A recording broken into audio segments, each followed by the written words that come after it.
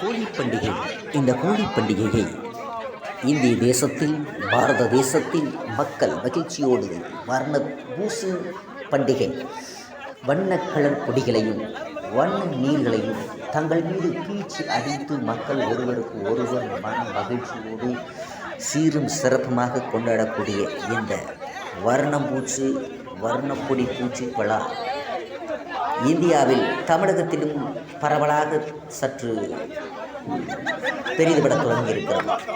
அங்கே பாருங்கள், வர்ணம் பூசி தங்களை ஹோலி பண்டிகையின் மூலம் தமிழகத்தைச் சேர்ந்த மக்களும் சகோதரிகளும் தங்களுடன் வர்ணம் பூசி தங்களை ஹோலி பண்டிகையில் இணைத்துக் கொண்டு அந்த ஹோலி பண்டிகையை சீரும் சிறப்பாக செய்து வந்து கொண்டிருக்கிறார்கள். இந்த ஹோலி பண்டிகை எதற்கு கொண்டாடப்படுகிறார்கள், ஏன் கொண்டாடப்படுகிறார்கள் என்பது முன்னோக்கி பார்க்கணும் என்று சொன்னார்.